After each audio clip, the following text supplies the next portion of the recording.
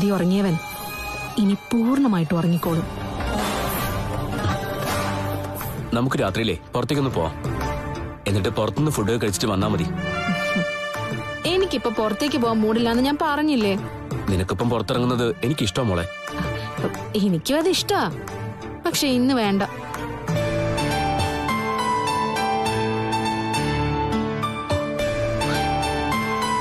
നല്ല ഉറക്കം വരുന്നു. എന്നാ പിന്നെ കിടക്ക്. സന്ധ്യസമയത്ത് കിടക്കണോ? ഒന്ന് കുളിച്ചു കഴിഞ്ഞാ ഉറക്കം പോവും. ഉറങ്ങിയിട്ട് കുളിച്ചാ മതിന്നേ. ഉണ്ണേട്ടൻ കിടക്ക്. കിടന്നു.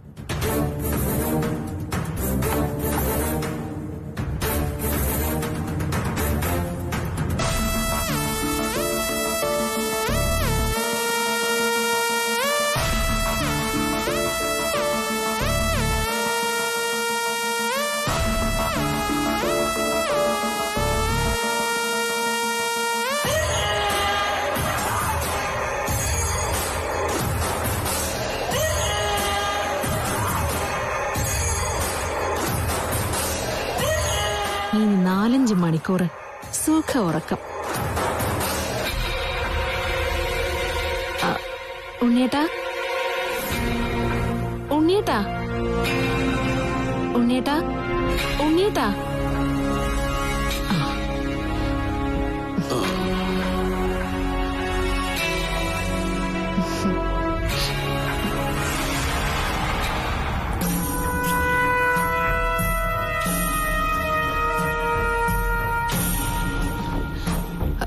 ദീപേട്ടാ, ദീപേട്ടാ.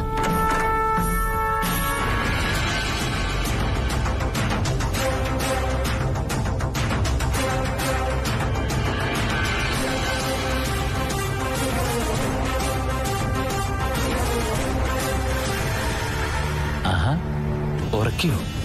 ശബ്ദം താഴ്ത്തി പറയണ്ട, കേക്കില്ല. ചായലേ ഉറക്ക ഗുളികയിട്ട് കൊടുത്തിരിക്ക.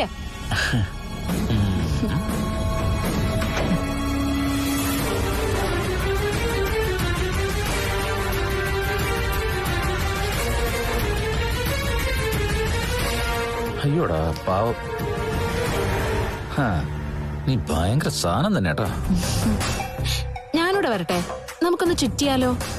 ഇന്ന് വേണ്ട, മറ്റന്നാളെ കല്യാണമാ. ഞങ്ങളെ അതിന്റെ കുറച്ച് തിരക്കില്ല. എന്നാ ഞാൻ പോട്ടേടി. എന്നെ ഒന്ന് മോളെന്നൊക്കെ വിളിച്ചൂടെ? അതല്ല ഞാൻ നിന്നെ വിളിക്കേണ്ടത്.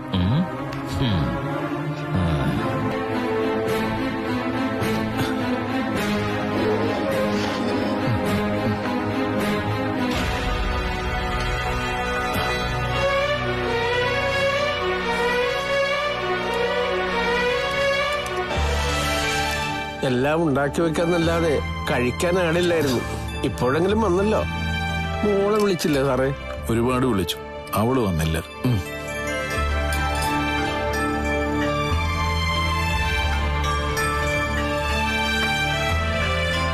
ഇനിയിപ്പോ അരുൺകുഞ്ഞിനെ കുറിച്ച് ആലോചിച്ചിരുന്നിട്ട് എന്താ കാര്യം? അതിന്റെ താലുകെട്ട് കഴിഞ്ഞതല്ലേ കൊച്ചമ്മേ?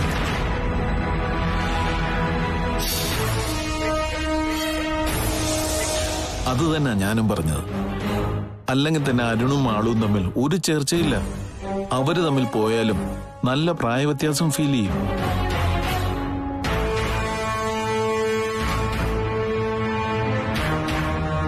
വിവാഹപ്രായം എത്തിയ സമയം മുതൽ അരുൺ അവന്റെ നയം വ്യക്തമാക്കിയതാണ്. അവൻ ഈ ബന്ധത്തിൽ നിന്ന് പെണ്ണു വേണ്ടെന്ന് പറഞ്ഞതാ.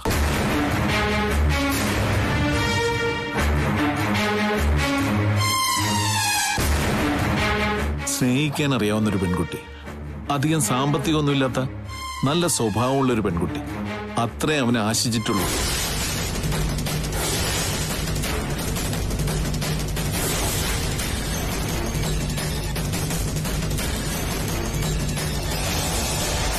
അതിനനുസരിച്ച് ഒരാൾ വന്നപ്പോ അവനവളെ വിവാഹം കഴിക്കാൻ തീരുമാനിച്ചു. ഇനിയിപ്പോ ഒരു അപ്പച്ചിയുടെ കടമ താൻ നിറവേറ്റുകയാണ് വേണ്ടത്. ഇനിയിപ്പൊ അതേപ്പറ്റി കൂടുതൽ സംസാരിച്ചിരിക്കാതെ നാളത്തെ ദിവസം എല്ലാവരും സഹകരിച്ച് മുന്നോട്ട് പോകുന്നതായിരിക്കും നല്ലത്. സഹകരിച്ചോ? ഇഷ്ടംപോലെ സഹകരിച്ചോ? ഞങ്ങൾ ആരും ഇല്ല കല്യാണത്തിന്. അതെന്തൊരു പറച്ചിലെടുത്തി. എത്രയൊക്കെ എതിർപ്പുണ്ടെന്ന് പറഞ്ഞാലും എന്റെ വിവാഹത്തിന് നിങ്ങൾ മാറിയിരിക്കുന്നത് ശരിയാണോ? നിന്റെ അപ്പച്ചി വിവാഹത്തിൽ പങ്കെടുക്കൂടാ? അപ്പച്ചയെ പറഞ്ഞു തിരുത്തി ഏട്ടത്തി കൊണ്ടുവരണമെന്നാണ് എന്റെ ആഗ്രഹം. അങ്ങനെ കൊണ്ടുവരാനേ ഭൂലോക രമ്പയല്ലയോ നീ കെട്ടുന്നത്? അവിടെ ആര് വന്നു പോയിന്നൊന്നും ആരും ചോദിക്കില്ലടാ. അവളെ എങ്ങനെയെങ്കിലും നിന്റെ തലയിൽ കയറ്റി വെച്ചിട്ട് രക്ഷപ്പെടാനായിരിക്കും അവിടെ ഉള്ളവർക്ക് തിടുക്കം. അതിന് കാർത്തു അങ്ങനത്തെ ഒരു ഒഴിയബാധ എല്ലാവർക്കൊന്നും. അയാൾ എവിടെ പോയാലും മറ്റുള്ളവർക്ക് അയാളെ കുറിച്ച് നല്ലതേ പറയാനുള്ളൂ. നാളത്തെ ഒരു ദിവസം എല്ലാ ശത്രുതയും മറന്ന് നിങ്ങളെങ്കിലും ഇവനോടൊപ്പം വേണം മോളെ. അമ്മായിയും മോനും കൂടി പൊയ്ക്കോ, അതിനിവിടെ ആരും തടസ്സം നിൽക്കില്ല. ഞങ്ങളെ കെട്ടിയെഴുന്നള്ളിക്കാന്നേ ആരും കരുതണ്ട.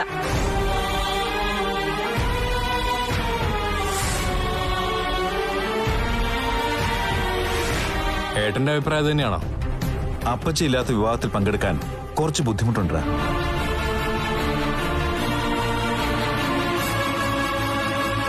പിന്നെ ഇവള് വരുവാണെങ്കിൽ കൂടെ വരാൻ നോക്കാം.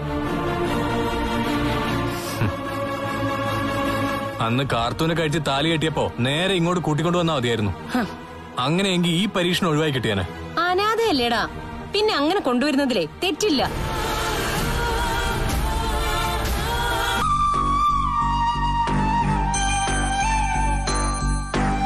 മോളെ, എന്തെങ്കിലും വന്ന് കഴിക്കേ. എനിക്കൊന്നും വേണ്ട. ഞാനും ഒന്നും കഴിച്ചിട്ടില്ല. മോളിവിടെ വിശന്നിരിക്കുമ്പോ അമ്മയ്ക്കൊന്നും ഇറങ്ങില്ല. എന്റെ ഫ്രണ്ട്സിനെ, നമ്മുടെ ബന്ധുക്കാരെ എല്ലാം കല്യാണം വിളിച്ചതാ, അയൽക്കാരെ. എനിക്കിനി പുറത്തിറങ്ങി നടക്കാൻ പറ്റില്ലമ്മ.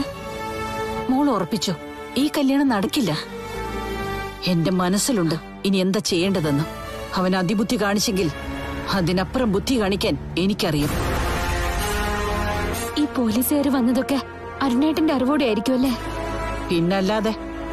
അവനൊപ്പം നിൽക്കുന്നത് ഒരു വക്കീല. അത്യാവശ്യം കേസുള്ള, തലയ്ക്കകത്ത് ആൾതാമസമുള്ള ഒരു വക്കീല്. അവന്റെ ബുദ്ധിയേത്. അതിനൊപ്പം ബുദ്ധിമാനായ ഒരാൾ ഇവിടെ ഉണ്ടല്ലോ. മോള് അരുണിന് ചേർന്ന പെൺകുട്ടിയല്ലെന്ന് ഈ വിവാഹം ആലോചിച്ചപ്പോ മുതല് പറഞ്ഞുകൊണ്ടിരിക്കുന്ന ഒരാള്. അങ്ങേരും അവനോട് ഈ രീതിയിലൊക്കെ ചെയ്യാൻ പറഞ്ഞോന്ന് അറിയില്ല. അച്ഛൻ അതൊക്കെ പറഞ്ഞു കാണും. 1-2 തവണ എന്നോടും പറഞ്ഞതാ കല്യാണത്തിൽ നിന്ന് പിന്മാറാൻ. പിന്നെ അമ്മയെ പേടിച്ചിട്ടാ പലതും പറയാതിരിക്കുന്നത്. എല്ലാവർക്കും തിരിച്ചടി കൊടുക്കും മോളെ. നാളെയാണ് അവന്റെ കല്യാണ ദിവസം. ആ ദിവസം ഞാൻ നോക്കി വച്ചിരിക്ക. അമ്മ എന്താ ചെയ്യാൻ പോകുന്ന? അതൊക്കെ എന്റെ മനസ്സിലുണ്ട്. ഈ കല്യാണം ഞാൻ മുടക്കിയിരിക്കും. അത് മാത്രം മോളി പറഞ്ഞാ മതി. അമ്മ ഇത്രയൊക്കെ പ്രശ്നങ്ങൾ കാണിച്ചിട്ടും അരുണേട്ടന് ഒരു കുലുക്കോ ഇല്ലല്ലോ. അതാണ് പെണ്ണിന്റെ മന്ത്രം. അതിനകത്താണ്ടു പോയാൽ കഴിഞ്ഞു പോയതൊക്കെ മറക്കും, ബന്ധങ്ങളും. അവളൊരു സാത്താൻ കൂടിയ സന്തതിയാ. ജനനം തന്നെ അങ്ങനെയായിരുന്നല്ലോ. പ്രസവിച്ച ശേഷം വലിച്ചെറിഞ്ഞ അവളുടെ അമ്മയുടെ രക്ത അവളുടെ സിരകളിലൂടെ പോകുന്നത്. പിന്നെ അതിന്റെ ഗുണം കാണിക്കാതിരിക്കോ? അങ്ങനെയൊരുത്തി എന്തായാലും പാലക്കൽ തറവാടിന്റെ മരുമകളാവില്ല. അത് ഞാൻ ഉറപ്പിച്ചു കഴിഞ്ഞു. നമ്മൾ കല്യാണത്തിന് വേണ്ടി ഇത്രയും ഒരുങ്ങിയിട്ട് മുഹൂർത്തം അടുക്കാറായപ്പോ അവനത് മുടക്കിയതല്ലേ? അതുപോലെ തന്നെ അവന്റെ കല്യാണ ദിവസം ആ ചടങ്ങ് മുടങ്ങണം. അമ്മ ജീവിച്ചിരിക്കുമ്പോ അവൾ അവന് ഭാര്യയാവില്ല മോളെ.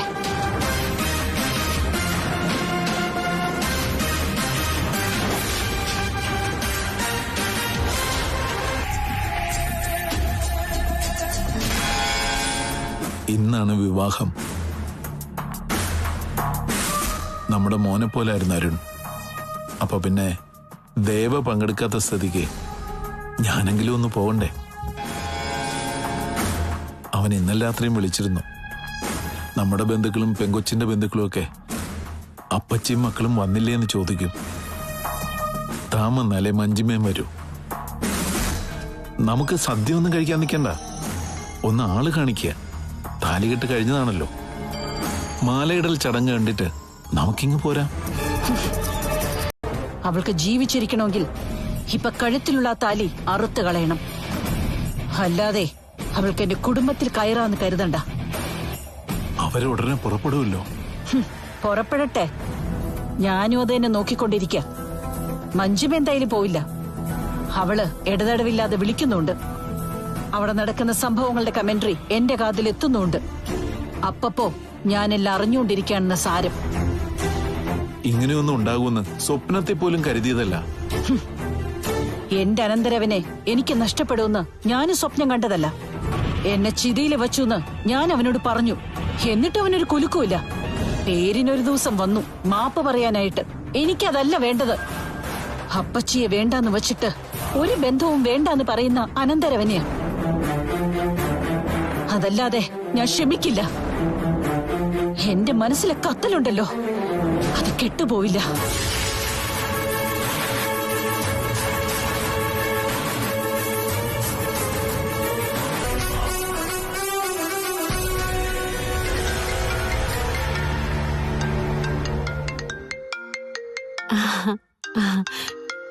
ദീപേട്ടാ, നീ എന്താ കല്യാണത്തിന് വരുന്നില്ലേ?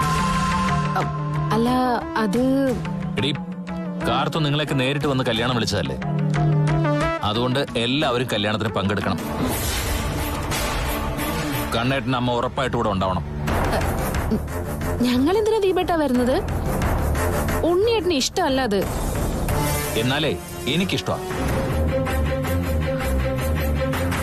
എന്റെ ഇഷ്ടങ്ങളാണ് നീ ഇപ്പൊ നോക്കുന്നതെങ്കിൽ മണ്ഡപത്തിൽ ഉറപ്പായിട്ടും നിന്നെ നിന്റെ കുടുംബത്തെ എനിക്ക് കാണണം. കണ്ണേട്ടന്റെ അമ്മയ്ക്ക് എന്തായാലും താലി കെട്ടുന്ന ചടങ്ങ് കാണണമെന്നുണ്ടാവും. അവരിപ്പോ പഴയ ആളല്ല. അവരുടെ വരവ് നീ മുടക്കിയ പിന്നെ നീ എന്നെ കാണില്ല. എന്റെ സ്വഭാവം മാറും. വാശി പിടിക്കലേ പൊന്നെ. ഞാൻ എങ്ങനെയെങ്കിലും എല്ലാരും കൂട്ടി വരാം. അപ്പച്ചിയെ പറഞ്ഞു വിടാനും നോക്കാം. താങ്ക്സ്. ആ പിന്നെ ഹലോ ഹലോ, ഞാൻ പൊക്കോളാന്ന് പറയുമ്പോഴേ നിന്റെ വായിന്ന് വരുന്നൊക്കെ കേൾക്കേണ്ടി വരും. അത് രാവിലെ എഴുന്നേറ്റ് കഴിഞ്ഞാൽ തുടങ്ങുന്ന പാരായണം. കേട്ട് കേട്ട് എന്റെ ചെവി കല്ലിച്ചു. ഞാൻ ആത്മാർത്ഥമായിട്ടാ പറഞ്ഞത് പൊക്കോളാൻ. നിങ്ങൾ മാത്രമല്ല, ആ കല്യാണത്തിന് മിക്കവാറും ഞങ്ങളും പങ്കെടുക്കും. വിജിതയാ പറഞ്ഞത് നിങ്ങളെ പറഞ്ഞു വിടണമെന്ന്. ഞാൻ പോയിട്ട് തിരിച്ചു വരുമ്പോ എന്നെ ഇവിടെ കയറ്റാതിരിക്കാനാണോ? കയറ്റിയില്ലെങ്കിലേ പവിത്രയുടെ വാടക വീട്ടിൽ ഒരാളുടെ ഒഴിവുണ്ട്. കാർത്തൂന്റെ കല്യാണം കഴിഞ്ഞു പോയാലേ അവളുടെ.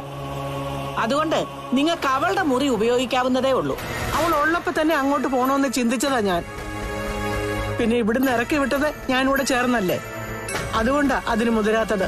മുതിർന്നോ അവിടെ കിടത്തം, തട്ടുകടയിലെ ജോലി, പിന്നെ ഇഷ്ടം പോലെ കഴിക്കാം. നീണ്ടു നിവർന്ന് കിടക്കുകയും ചെയ്യാം. ജോലി ഭാരവും കുറയും. കണ്ണന്റെ അച്ഛൻ കെട്ടിപ്പൊക്കിയ തറവാടായത്. അതിനുശേഷം പുതുക്കി പണിതത് കണ്ണനാ. ഇവിടുന്ന് ഞാൻ ഇറങ്ങിപ്പോണല്ലേ. ഇന്നത്തെ കാലത്ത് മിക്ക അച്ഛനമ്മമാരുടെയും ഗതി ഇങ്ങനൊക്കെ തന്നെയാ. നല്ല നല്ല മണിമാളികൾ കെട്ടിപ്പൊക്കും. മരുമക്കളെ നിലവിളക്ക് കൊടുത്ത് പിടിച്ചു കയറ്റി കഴിഞ്ഞാ അവര് വലതുകാരി വെച്ച് കേറും, ഇടതുകാരി വെച്ച് ചവിട്ടും. പിന്നെ അച്ഛനമ്മമാര് പുറത്താ. അതുകൊണ്ട് ആ കാര്യമൊന്നും പറയണ്ട. നിങ്ങളിപ്പൊ കല്യാണത്തിന് പോകുന്നെങ്കിൽ പോകാൻ നോക്ക്. സുധേ,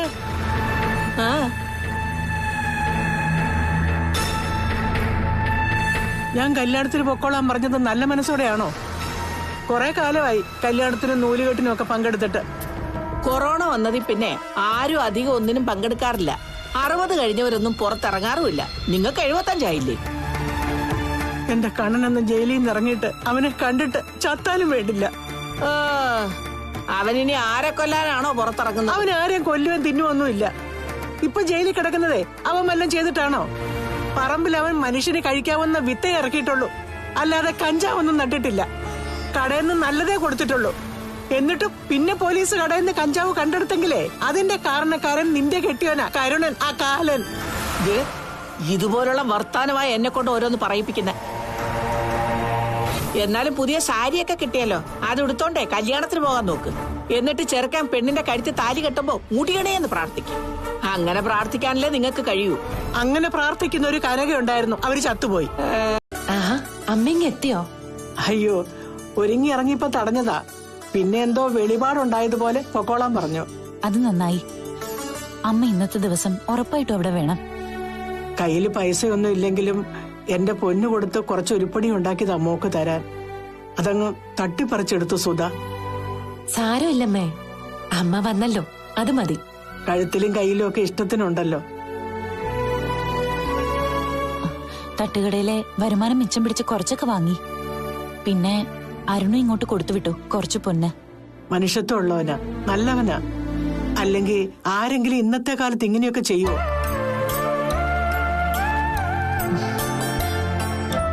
കണ്ണനെ കണ്ടായിരുന്നോ മോളെ? ഇല്ല, അമ്പലത്തിൽ പോയിട്ട് അങ്ങോട്ട് പോണം. അത് കഴിഞ്ഞേ ഓഡിറ്റോറിയത്തിലോട്ട് വരൂ. മോളെന്താ ഒന്നും മിണ്ടാതെ നിൽക്കുന്നേ? ഇപ്പോഴും മുത്തശ്ശിയെ പേടിയാ? അയ്യോ പാവം. ഇപ്പോഴേ മുത്തശ്ശി പഴയ മുത്തശ്ശി അല്ല കേട്ടോ. അന്ന് ചെയ്തതിനൊക്കെ ഇപ്പൊ മുത്തശ്ശിയെ ദൈവം ശിക്ഷിച്ചോണ്ടിരിക്കുക. കാർത്തു പോയി കഴിഞ്ഞാ മുത്തശ്ശി ഇങ്ങോട്ട് വരട്ടെ അല്ലേ മോളെ? വേണ്ട. കുഞ്ഞാണെങ്കിലും പഴയതൊക്കെ അതിന്റെ മനസ്സിൽ കിടക്കുക. എന്നുവെച്ചാ ചില്ലറ ദ്രോഹമൊന്നും അല്ലല്ലോ ഞാൻ നിങ്ങളോട് ചെയ്തത്. നിങ്ങളായതുകൊണ്ട് അതൊന്നും കാര്യമായിട്ട് എടുത്തിട്ടില്ല. വേറെ ആരെങ്കിലും ആയിരുന്നെങ്കിൽ വഴി വെച്ച് കണ്ട ഒന്ന് തിരിഞ്ഞുപോലും നോക്കില്ലായിരുന്നു. ഞങ്ങൾക്ക് സ്നേഹിക്കാനേ അറിയോമേ, വെറുക്കാൻ അറിയില്ല. ഒന്നും വെട്ടിപ്പിടിക്കാൻ ആഗ്രഹമില്ലാത്തോണ്ട് മത്സരിക്കാനും തയ്യാറല്ല. എല്ലാം ദൈവത്തിൽ അർപ്പിച്ച് ജീവിക്കുക. പിന്നെ മനുഷ്യന് നല്ല കാലമുണ്ട്, മോശകാലമുണ്ട്. നല്ലത് വരുമ്പോ ദൈവത്തിന് നന്ദി പറഞ്ഞുകൊണ്ട് മറ്റുള്ളവരെ ദ്രോഹിക്കാതെ മുന്നോട്ട് പോണം. എന്നാലും മോശം കാലത്ത് വിഷമങ്ങൾ ഒരുപാടുണ്ടാവും. കണ്ണേട്ടന്റെ കാര്യം തന്നെ നോക്ക്. ആർക്കെങ്കിലും ദ്രോഹം ചെയ്തിട്ടാണോ കണ്ണേട്ടൻ ഇപ്പൊ ജയിലിൽ കിടക്കുന്നത്? അനുഭവിക്കാനുള്ളത് അനുഭവിച്ചേ പറ്റൂ. ഞങ്ങൾ അമ്പലത്തിലേക്കാണെന്ന് പറഞ്ഞല്ലോ. അമ്മ ഒരു കാര്യം ചെയ്യും, മോളുമായിട്ട് കുറച്ചു കഴിഞ്ഞ് ഓഡിറ്റോറിയത്തിലോട്ട് പോരും. ഞങ്ങൾ എല്ലാവിടെയും പോയിട്ട് അങ്ങോട്ട് എത്തിക്കോളാം.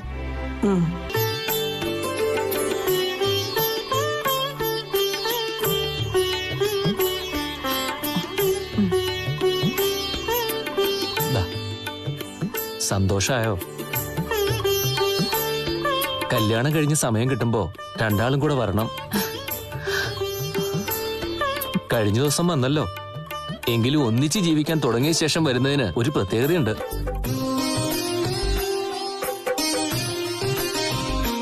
ഭാര്യാഭർത്താക്കന്മാരായ ശേഷം ഒന്നിച്ച് കാണുന്നത് ദേവിക്ക് സന്തോഷമായിരിക്കും. രണ്ടാളും അതിനുവേണ്ടി ഒരുപാട് പ്രാർത്ഥിച്ചതല്ലേ? 11:30 മുഹൂർത്തം. തിരുമേനി ഒന്ന് ആത്മാർത്ഥമായിട്ട് ദേവിയോട് കാര്യങ്ങൾ പറയണം, തടസ്സങ്ങളൊന്നും ഉണ്ടാവല്ലേന്ന്. അങ്ങനൊരു സാഹചര്യത്തിലാ തിരുമേനി കല്യാണം നടക്കുന്നത്. എനിക്കറിയാം. മണവാളനാകാൻ പോകുന്ന ആള് എന്നോട് കഥകളെല്ലാം പറഞ്ഞിട്ടുണ്ട്. പയ്യന്റെ അപ്പച്ചിയുടെ കാര്യോർത്ത് വിഷമിക്കണ്ട, അതൊക്കെ നമ്മുടെ വഴിക്ക് വരും.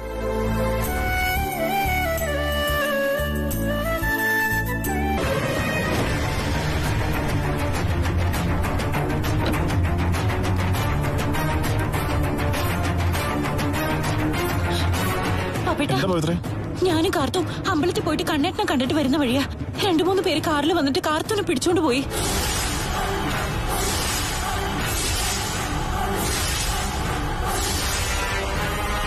എങ്ങോട്ട് പോയെന്നറിയില്ല. എന്തെങ്കിലും ഒന്ന് ചെയ്യണം പപ്പേട്ട, ഉടനെ വേണം. ദീപ വാ പപ്പേട്ട.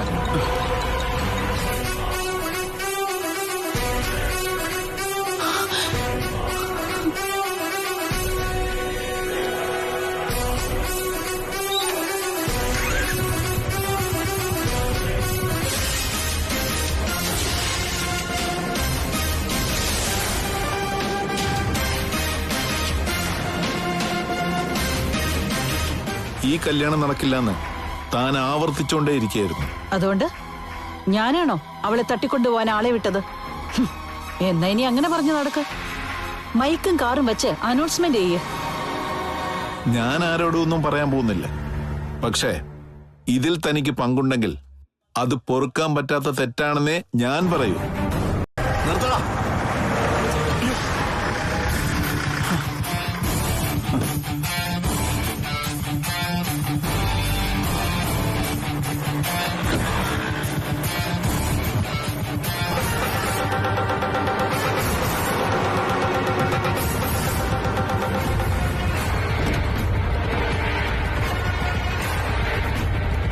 എങ്ങോട്ടാടാ ഇത്ര തിരക്കിട്ട്?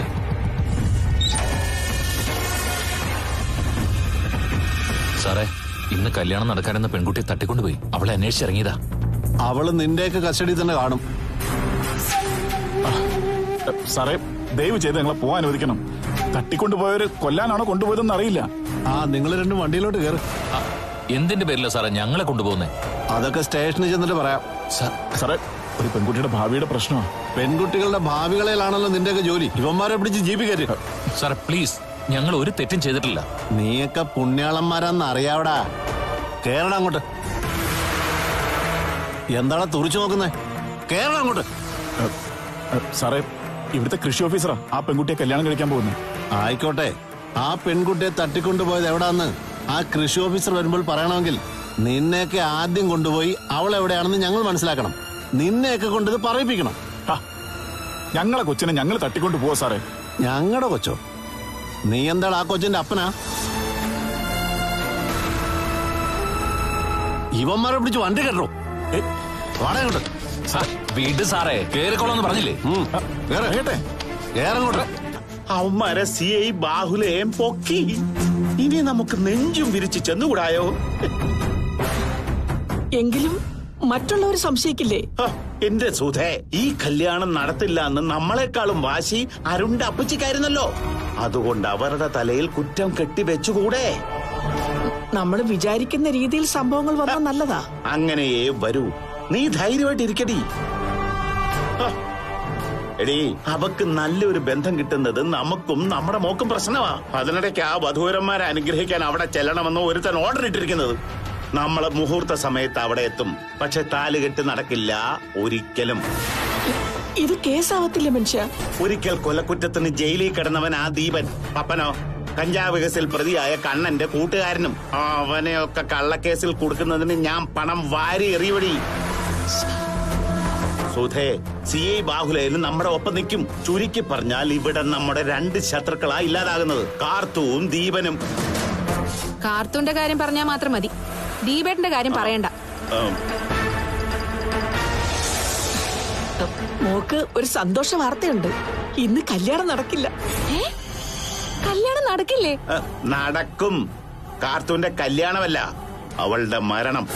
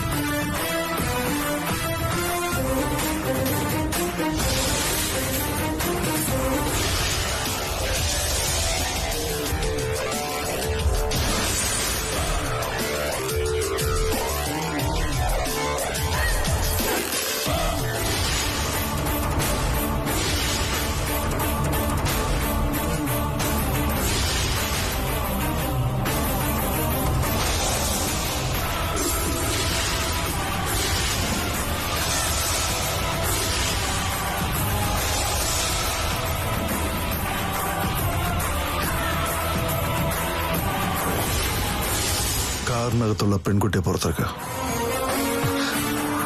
തുറക്കടാ. ഇറക്കി വിടടാ.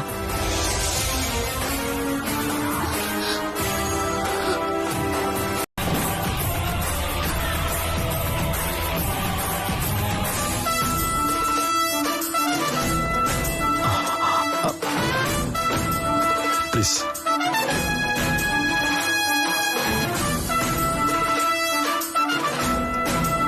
എന്ത് പറ്റി കാർത്തുമോൾക്ക്? പറ്റിയതൊക്കെ പവിത്ര വന്നപ്പോ പറഞ്ഞല്ലോ. 3-4 ഗുണ്ടകൾ ചേർന്നേ കാർത്തൂനെ തട്ടിക്കൊണ്ടുപോയി.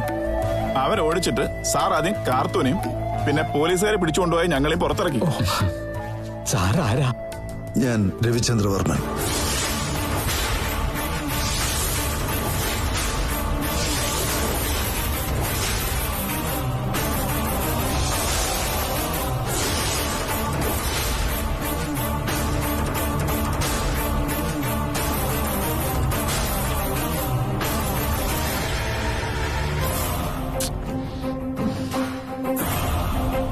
മുഹൂർത്ത സമയത്തെ മിക്കവാറും അവള് മരിച്ചു എന്നുള്ള വാർത്ത നമ്മൾ കേൾക്കും. പിന്നെ കരണം പറഞ്ഞ പോലെ അവളുടെ 16 അടിയന്തരം നടത്താം. അയ്യോ, സുധേ വിശ്വ എടി ഞാൻ നശിച്ചവള് വന്നു കാർത്തു.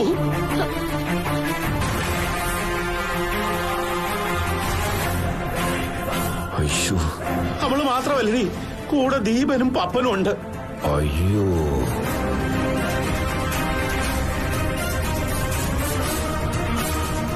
ആ പിന്നെ കോട്ടും സൂട്ടും ഇട്ട ഒരുത്തനും അവൻ ആരാന്ന് എനിക്ക് മനസ്സിലായില്ല.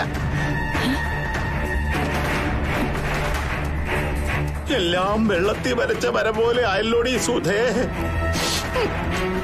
അമ്മയെ നിർബന്ധിച്ചു അപ്പച്ചിയുടെ ശാപം പിടിച്ചു പറ്റിയിട്ട് പോകരുതെന്ന്. അതിപ്പോ ദക്ഷിണ കൊടുത്താലും അയാള് ശപിക്കാതിരിക്കുവോ? ശത്രുവായി കണ്ടു കഴിഞ്ഞാ അത് കണ്ടതാ. അത് പിന്നെ ഈ ജന്മം ഒരു നീക്കുപോക്കിന് തയ്യാറാവില്ല. എല്ലാം ശരിയാണ് കുഞ്ഞെ.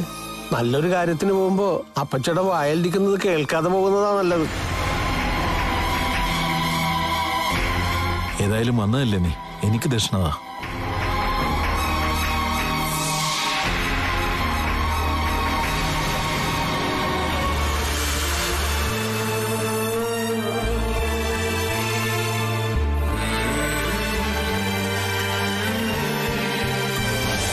ശരത്തേ,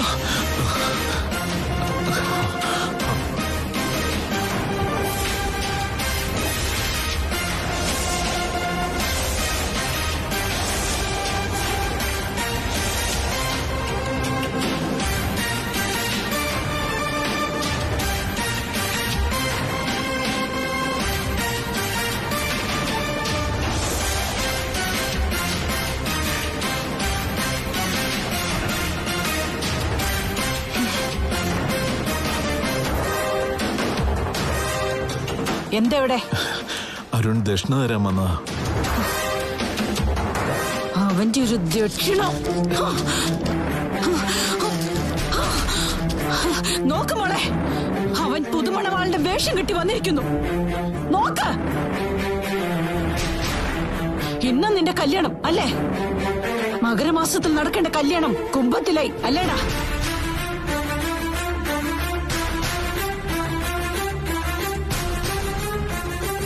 മകരം കഴിഞ്ഞ നിന്റെ മംഗല്യം നടക്കില്ലെന്ന ലതികയടത്തിയോട് ഏതോ ജോത്സ്യം പറഞ്ഞത്. അല്ല, അത് അക്ഷരം പ്രതി ശരിയാണല്ലോ. മകരത്തിന് മുൻപ് നീ താലി കെട്ടിയല്ലോ. അമ്മ പ്രസവിച്ച് തള്ളിയ ഏതോരുത്തിയുടെ കഴുത്തിൽ. അപ്പച്ചി എന്നെ അനുഗ്രഹിക്കണം. കേട്ടില്ല ഭർത്താവേ, കേട്ടില്ല മോളെ? അനുഗ്രഹിക്കാൻ, ആശീർവദിക്കാൻ അതിന് വെറ്റിലേം പാക്കും കൊണ്ട് വന്നിരിക്ക. പണ്ടുള്ളവരെന്താ പറയുന്നേ? അടയ്ക്കാണെങ്കിൽ മടി വെക്കാം, അടയ്ക്കാമരായാലോ. നീ ഇന്നൊരു വലിയ വൃക്ഷാടാ, അതുകൊണ്ട് മടിയിൽ വെക്കാൻ ഇനി അപ്പച്ചിക്ക് പറ്റില്ല.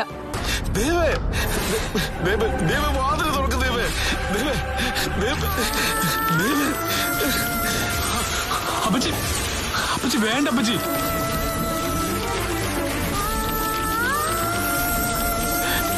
പറയുന്ന കേക്ക് ദേവ. അപ്പച്ചി വേണ്ട അപ്പച്ചി.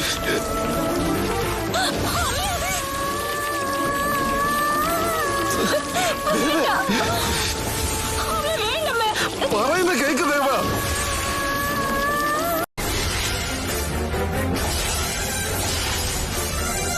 അന്നേട്ടാ, എന്തെങ്കിലും ഒന്ന് ചെയ്യും. വേണ്ട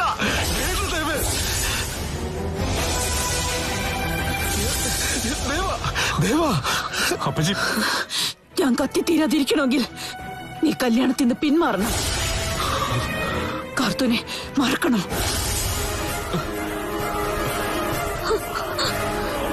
ഇന്ന് നീ അവിടെ എത്തില്ലെന്ന് വിളിച്ചു പറയണം. പറ്റൂ നിന്നെ കൊണ്ട്?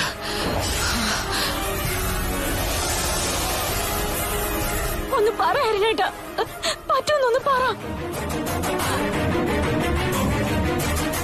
നിനക്ക് ആലോചിക്കാൻ സമയം തരാം. അതിനുള്ളിൽ നീ പറയണം ഇന്ന് നീ മണ്ഡപത്തിലെത്തില്ല എന്ന്. അതല്ലാതെ മറ്റൊന്നും എനിക്ക് കേൾക്കണ്ട.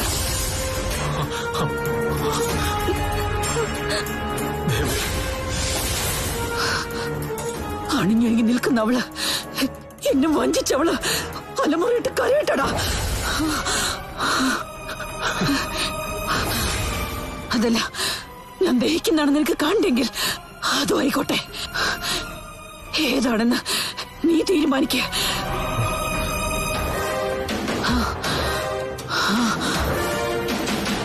പപ്പേട്ടൻ പറഞ്ഞ പോലെ 3 അവര് വരരുതെന്നായിരിക്കും പ്രാർത്ഥിക്കുന്നത്. എങ്ങനെയെങ്കിലും ഈ കല്യാണം മുടങ്ങിയ പിന്നെ അത് നടക്കാൻ പ്രയാസമായിരിക്കും പപ്പേട്ട. അതുകൊണ്ട് അങ്ങനെ പറയണ്ട. നടക്കുമെന്ന് തന്നെ ചിന്തിച്ചാ മതി. അങ്ങനെ പറഞ്ഞാ മതി. അവൻ വൈകുന്നെന്താ? സാറ് വിളിച്ചില്ലേ? പലരും വിളിച്ചല്ലോ. അവൻ മൊബൈൽ അറ്റൻഡ് ചെയ്യുന്നില്ലെന്നാ പറഞ്ഞ. വരാതിരിക്കില്ല. എന്നെ പോലെ പറഞ്ഞ വാക്ക് വലിക്കും.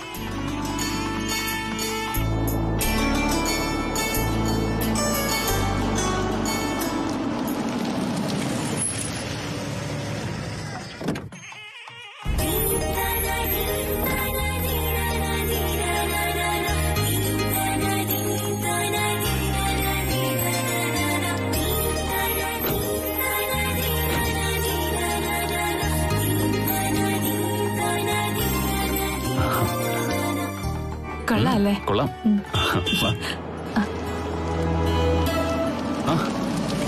എത്തിയല്ലോ.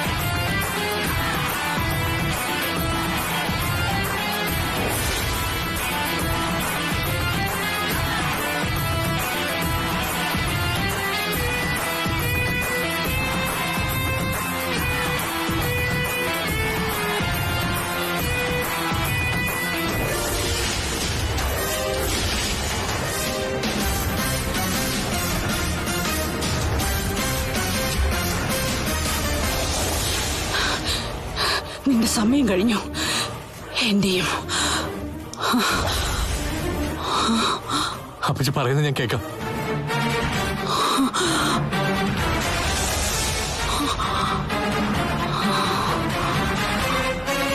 പക്ഷെ അയാളുടെ വയറ്റിൽ കിടക്കുന്ന കുഞ്ഞ് ഞാൻ എന്ത് ചെയ്യണമെന്ന് കൂടി പറ.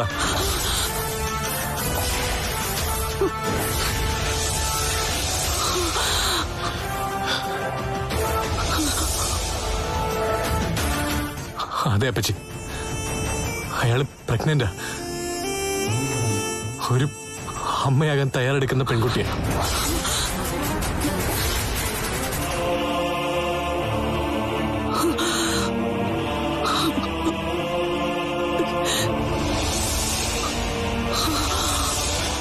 താലികെട്ട് കഴിഞ്ഞതാണല്ലോ. ഇനി പരസ്പരം മാലയിട്ടോളൂ.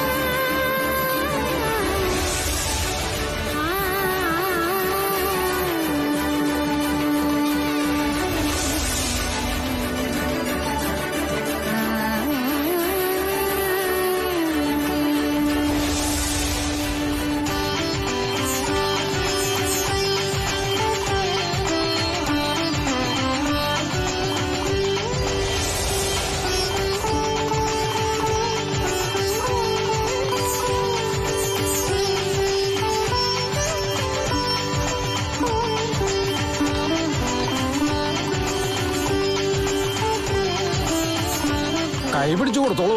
വലം വെക്കട്ടെ.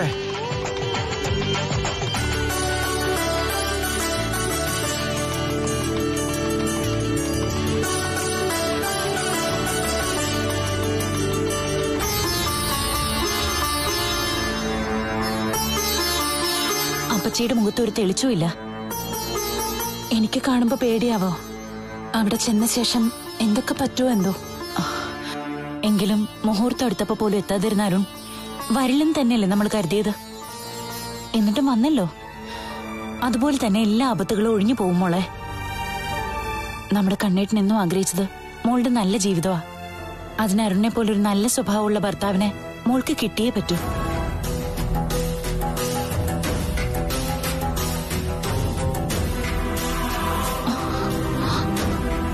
നിന്നെ അഭിനന്ദിക്കാൻ പറ്റിയില്ല. തിരക്കിനിടയിൽ അതിന് കഴിഞ്ഞില്ല. നീയാണ് പെണ്ണ്. എല്ലാ അർത്ഥത്തിലും എന്റെ അനന്തരവനെ ഇടം വലം തിരിയാൻ അനുവദിക്കാതെ കുടുക്കിയ പെണ്ണ്. നിനക്ക് വ്യക്തമായിട്ട് അറിയായിരുന്നു ഏത് റൂട്ടിലൂടെ പോയാൽ കാര്യം നടക്കൂന്ന്. അത് നീ കൃത്യമായിട്ട് ചെയ്യുകയും ചെയ്തു. അവസാനം നീ ആഗ്രഹിച്ചതിൽ ഭംഗിയായിട്ട് എല്ലാം നടക്കുകയും ചെയ്തു. എന്റെ തറവാട്ടിലേക്ക് മരുമകളായി വരുന്നതിന് മുമ്പുള്ള ടെസ്റ്റായിരുന്നു അവിടുത്തെ ജോലിക്കാരിയുടെ പോസ്റ്റ് അല്ലേ? വീടും ചുറ്റുപാടും ആൾക്കാരും ഒക്കെ എങ്ങനെയുണ്ടെന്ന് നോക്കുമായിരുന്നു നീ അല്ലേടി? എന്നിട്ട് യാദൃശ്ചികമായി അവിടെ വന്നതാണെന്ന് ഒരു പറച്ചിലും. അതാണ് സത്യം. എന്ത് സത്യം? മനസ്സിനകത്ത് കള്ളത്തരം മാത്രമുള്ള നീയ് എത്ര നാൾ അരുണിന്റെ ഭാര്യയായി തുടരും? പിന്നെ കഴുത്തിലേക്ക് ഒരുപാട് കിടക്കുന്നുണ്ടല്ലോ. ഇതൊക്കെ സ്വർണം തന്നെയാണോടി? അതെ. ഇതൊക്കെ നീയൊക്കെ കൂടി അവൾക്ക് കൊടുത്തതാണോ അതോ അതിലും അരുണിന്റെ സഹായം ഉണ്ടോ? നിങ്ങൾ ഇവിടെ നിൽക്കായിരുന്നോ? ഒരാൾക്ക് എല്ലാരോടും സഹകരിക്കാത്തതിൽ വിഷമം. അനന്തു, അവൻ ചെയ്ത ചതി നമ്മൾ ചിന്തിക്കുന്നതിൽ അപ്പുറത്താ. അതുകൊണ്ട് അവനോട് അവളോടും ഒരു തരത്തിലുള്ള ലോഹ്യം കൂടുതലും വേണ്ട. ഈ ബന്ധം നടക്കാതിരിക്കാൻ എനിക്ക് കഴിയുന്നൊക്കെ ഞാൻ ചെയ്തു. പക്ഷേ അവസാന നിമിഷം നിക്കക്കള്ളിയില്ലാതെ വന്നു. എപ്പോഴാ പോകുന്നത്? എനിക്ക് ഈ നഷ്ടെടുത്തൊന്ന് പോയാ മതി. വരുന്നില്ല എന്ന് ഞാനൊരു 1000 തവണ പറഞ്ഞതാ. പിന്നെ അമ്മ വരുന്നു പറഞ്ഞുകൊണ്ട് മാത്രം ഞാൻ തീരുമാനം മാറ്റിയത്.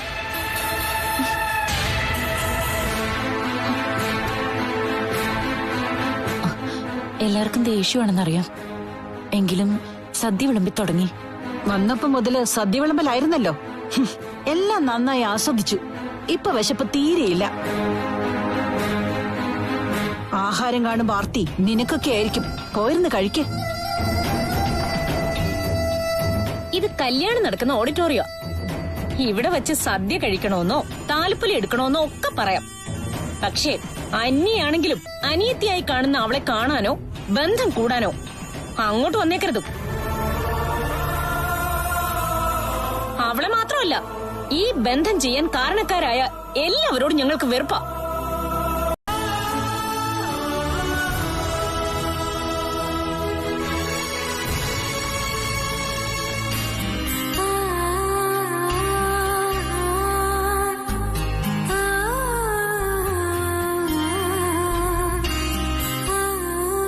ഏട്ടത്തി പറഞ്ഞതൊക്കെ ഓർമ്മയുണ്ടല്ലോ.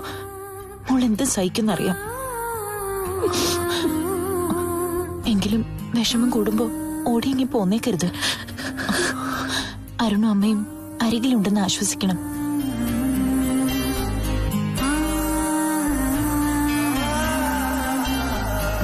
പിന്നെ പപ്പേട്ടൻ പറഞ്ഞതുപോലെ ഞങ്ങൾക്ക് വരാൻ അനുവാദമില്ല. ഇടയ്ക്കൊക്കെ ഞങ്ങളെ ഒന്നും കൊണ്ടൊന്നും കാണിക്കണേ അരുണേ.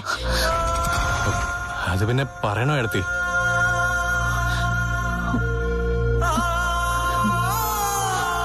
എടോ ഇറങ്ങിയാലോ? ചെല്ലുമോളെ.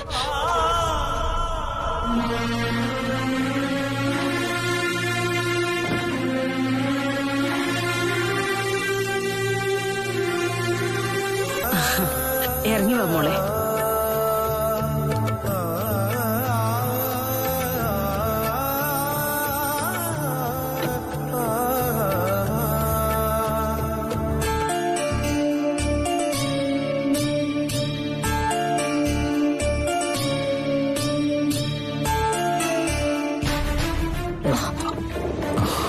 അവള് കയറട്ടെ, എന്നിട്ട് നമുക്ക് കയറിയാ മതി.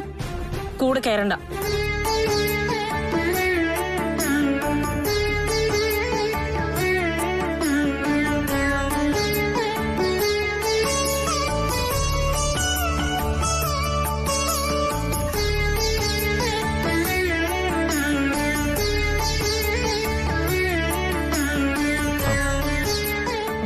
ദേ അപ്പച്ചിയാണല്ലോ നിലവിളക്കുമായിട്ട് വരുന്നേ.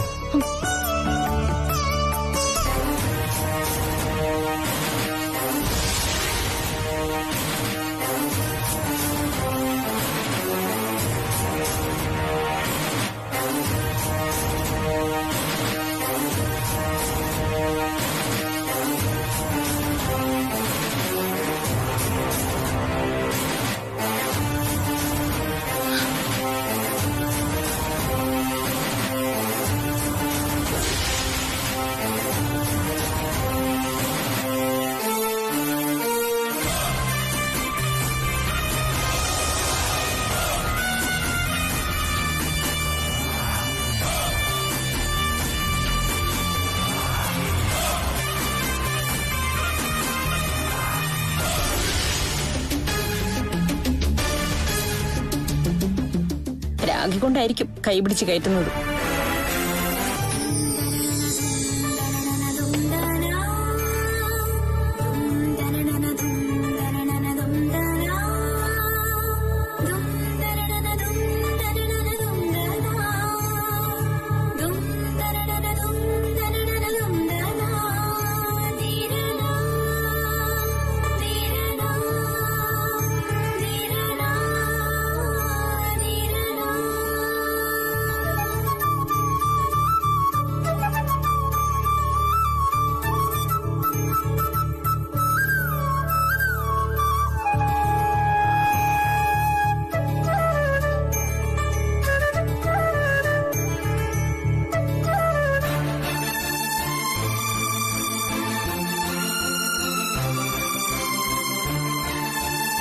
ഭയമൊന്നും വേണ്ട. കാർത്തു ഈ വീടിന്റെ മരുമോളായി കഴിഞ്ഞു. അതിനി ആർക്കും ഇല്ലാതാക്കാൻ പറ്റില്ല.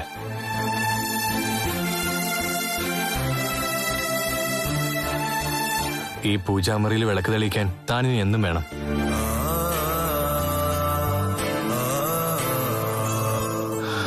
ഇതിനകത്ത് കയറുമ്പോൾ ശരിക്കും പറഞ്ഞ ഒരു തണുപ്പും ആശ്വാസമൊക്കെ കിട്ടാറുണ്ട്. ചില നേരത്ത് അമ്പലത്തിൽ പോകുന്നതിനേക്കാളും എന്തോ ഒരു പ്രത്യേകത എനിക്കിവിടെ തോന്നാറുണ്ട്. ഇനിയിപ്പോ ഇതൊരു അമ്പലമായിട്ട് മാറും.